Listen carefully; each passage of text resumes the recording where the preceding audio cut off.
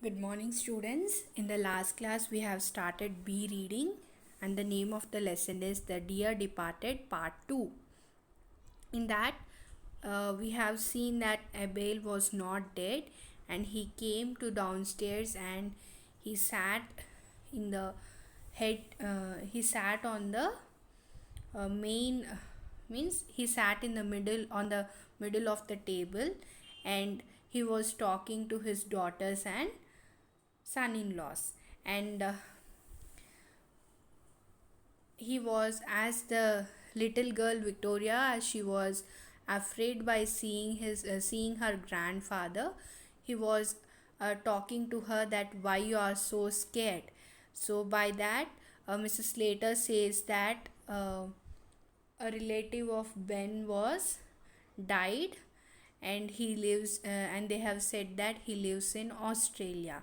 And later they were having a cup of tea. By that time he saw his bureau in downstairs, and he was questioning whether this is my bureau from which you have means he was inquiring whether the bureau was taken from his room. So till there we have seen the lesson. So today we will be completing the remaining part. Let's move to that. Mrs. Jordan, pointing to the bureau, was it the one, father? Then Mrs. Jordan was pointing to that bureau and she was asking, was it the one, father? Then Abel was saying, ah, that's it. What's it doing there? Ah, a pause. The clock on the mantelpiece strikes 6. Everyone looks at it. Dart me if that isn't my clock too. What the devil's been going on in this house? So then Abel was saying that then Abel was saying that yes, that is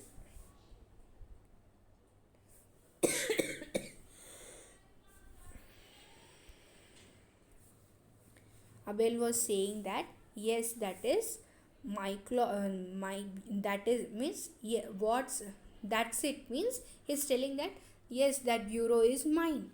And he's telling that what's it doing there means why it is here, is inquiring that why that bureau is here. And after a pause, he heard the clock on the mantelpiece. It was striking 6. Then everyone looks at it, and he say that drat me if that isn't my clock too. Then he was questioning that whether that clock is also mine, and he's telling that what's the devil been going on in this house. I told you already what the devil means. Old fashioned way of showing annoyance of displeasure. So he's telling that what devil's been going on in this house. Then a silent pause. Then Ben say that, well, I'll be hanged. Then he said that, well, I'll be hanged. Then Mrs. Jordan, rising, I'll tell you what's been going on in this house, father. Nothing short of robbery. So then Mrs. Jordan, she was raising and telling that, I'll tell you what is happening in this house. And that is nothing short of robbery. So she's telling that nothing short of robbery. I'll tell you what is going on here.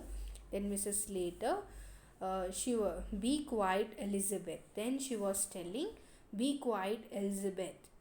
Then Mrs. Jordan, I'll not be quiet. Oh, I call it double faced. Then Mrs. Jordan is telling that I'll not be quiet, and I'll call it double faced. Then she's telling that if I'll be quiet, it will be double faced. Then Henry, now Elizabeth. Then Henry also telling that no Elizabeth. Then Mrs. Jordan, and you too. Are you such a poor creature that you must do everything dirty things she tells you? Then Mrs. Jordan tell to Henry that, and you are that much poor creature that whatever she tells you, you will do. Then Abel said, rising, thumping the table, damn it all, will someone tell me what's been going on? Then Abel didn't understood what is happening over there, and he was rising and thumping the table. He said, "Damn it all, what is happening here?" Thumping means hitting hard, and he said, "What is happening here?" Then Mrs. Jordan, "Yes, I will. I will not see you robbed." Then Jordan is telling that, "Yes, I will tell you because I can't see you robbed." Means, as they are taking everything, who Mrs. Slater and Henry was taking all the things from their father's room. Then Mrs. Jordan is telling that, "I will tell you because I don't want you to see robbed." Then Abel, "What's been robbing me?" Then, "Who's been robbing me?" Then Abel was questioning that, "Who's been robbing me?" Then Mrs. Jordan said, "Amelia and Henry. They have stolen your clock and bureau." Then Mrs. Jordan tell that Amelia and Henry uh, are robbing you, and they have stolen your clock and your bureau. Working herself up, they sneaked into your room like thieves in the night and stole them after you were dead. Then she was telling that they have sneaked means they have come into your room like thieves in the night when you in night and stole them after when you were dead. Means she was telling that they have come to your room in the night like thieves and stole those things when you were dead. Henry and Mrs. Slater, "Hush, quiet, Elizabeth." Then they are telling, "You be quiet, Elizabeth." Then Mrs. Jordan, "I'll not be stopped. After you were dead, I say." Then Mrs. Jordan was telling, "I will not stop saying all these things after you were dead, I say." Then Abel, "After who was dead?" Then Abel was questioning, "Who was dead?" Then Mrs. Jordan said, "You, Abel." "But I am not dead." Then Abel was telling that, "But I am not dead." Then Mrs. Jordan say that, "No, but they thought you were." A pause. Abel gazes round at them. Then Mrs. Jordan explains that, "Yes, you are not dead, but they thought you were dead."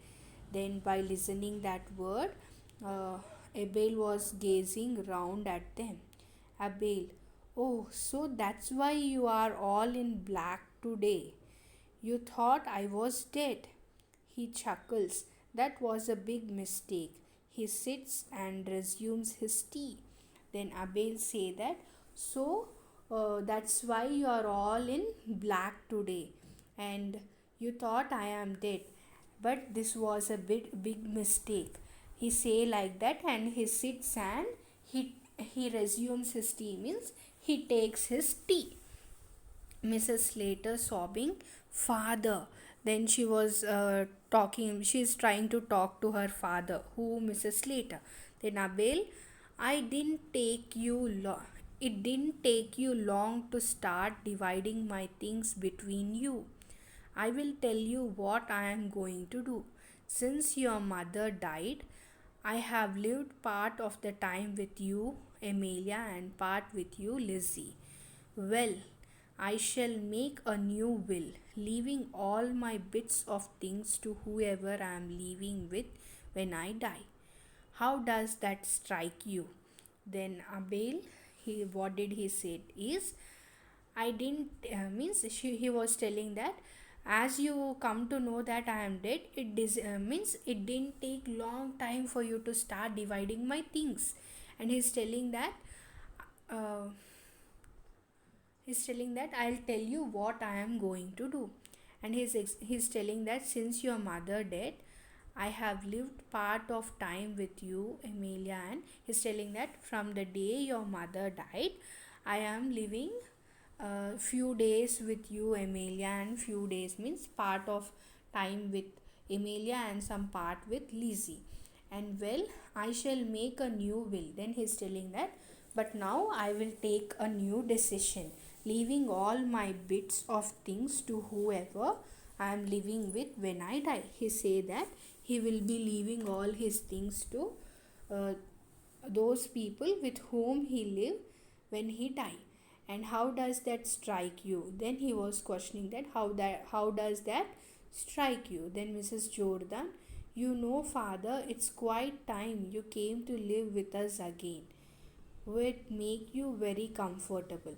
Then, when he said that he will give all his bit to the people to whom he lived with, and when at the time when he died, by listening that word, Slater say that you are already so many, means she is telling that you are staying here for so many days. Better you come with us. I will, means we will make you comfortable there. By listening that word, Mrs. Slater, no, he has not been with us as long as he was with you. Then Mrs. Slater was telling that, no, we can't send because he didn't stayed as much as long with me. When means she's telling that uh, what she is telling, no, he's not been with us as long as he was with you, means her opinion is he has lived so many days with Mrs. Jordan, so she don't want to send her father. She want him to stay with Mrs. Slater only. Then Mrs. Jordan say that I may be wrong, but I don't think father will and see living on with you after what's happened today. Then Mrs. Jordan is telling that I am not wrong, but I don't think father will fancy living on with you after what's happened today. Then she is telling that father may not be comfortable and happy with you after this situation which has happened today. Then Abel says that it seems to me that neither of you has any cause to feel proud about the way you have treated me. So he's telling that there is any means he's telling that there is not a single reason for you to feel proud about the way which you have treated me. Then Mrs. Slater, if I have done anything wrong, I am sure I am sorry for it. Then by immediately Mrs. Slater say that if I have done anything wrong, I am sorry. She says sorry for that. Then Mrs. Jordan, and I can't stay more than that. I Mrs. Jordan said that I can't say more than that too. Then she is telling that even I also can't say more than that. Then Abel, it's a bit late to say it now. Neither of you care to put up with me. Then by listening those words, Abel said, it's a bit late to say, but both of you didn't cared about me. He was telling that both Mrs. Slater and Mrs. Jordan, they didn't cared about Abel. Then Mrs. Slater and Mrs. Jordan, no father. Then those they both are telling that no father. Then Abel, hey, you both say that because of what I have told you about leaving my money. Well, since you don't want me, I'll go to someone that does. Then Abel say that you want me because I told, means he told that he'll be giving his bit of property to the people to whom along with whom he lived when he died. So he's telling that you people want my money but not me. So he said that I will go to someone. So he's telling that he'll be leaving the house and he'll be going to someone, means he'll be going to the people who care for him but not for his money. Then Ben, come, Mr. Merriweather, you have got to live with one of your daughters. Then Ben said, come, Mr. Merriweather means Abel Merriweather, isn't it? So he's telling to his father-in-law that you have got, means you don't have another option, you have to live with one of your daughters. Then Abel, I will tell you what I have got to do. On Monday next, I have got to do three things. I have got to go to the lawyer and alter my will.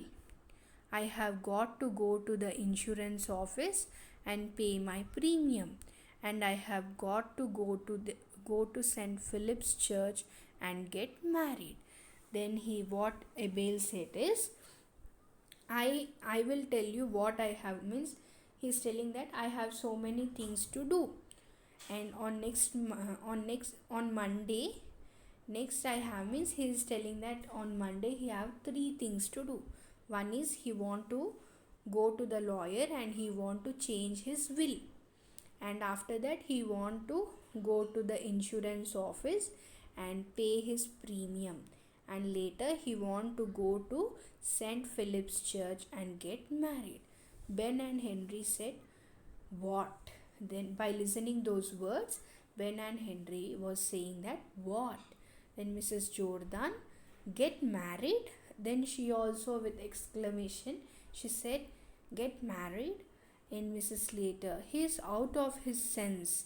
Then by listening those words, Mrs. Slater was telling that he is out of his sense, means he don't know what he is talking. He has become mad. Then Abel, I say I am going to get married. Then Abel again he repeated that I am telling you that I am going to get married. Mrs. Slater said, who to? Means she was questioning to whom you are going to get married. Then Abel to Mrs. John Shorrocks, who keeps the Ringo bells. We have had it fixed up a good while now, but I was keeping it for a pleasant surprise. He rises. I felt I was a bit of a burden to you, so I found someone who'd think it a pleasure to look after me. We shall be very glad to see you at the ceremony. He gets to the door. Till Monday then, 12 o'clock at St. Philip's Church. It's a good thing you brought that bureau downstairs, Emilia. It will be handier to carry it across to the Ringo bells on Monday. He goes out. The curtain falls. So Abel say that he is going to marry Mrs. John Shorrocks, who keeps the Ringo bells, and he say that Ringo bells means the name of a restaurant. So he is telling that he is going to marry Mrs. John Shorrocks, who runs a restaurant, and he said that they have decided, means uh, they have decided it and they want to give it a surprise, but he feel that because as his daughters are feeling him like a burden, so he found someone uh, who think it a pleasure to look after him, means who is happy to look after him, means as his daughters are feeling him as burden, he has found someone who cares for him. And he said that uh, we will we shall be very glad to see you at ceremony. So he's telling that we'll be glad to see you at the ceremony till Monday, then means on Monday, then at 12 o'clock at St. Philip's Church. It's a good thing you brought. So he's telling that on Monday at 12 o'clock we will see at St. Philip's Church in the ceremony. And he's telling to Slater that it's a good thing that you have brought the bureau down, because it will be little handier, means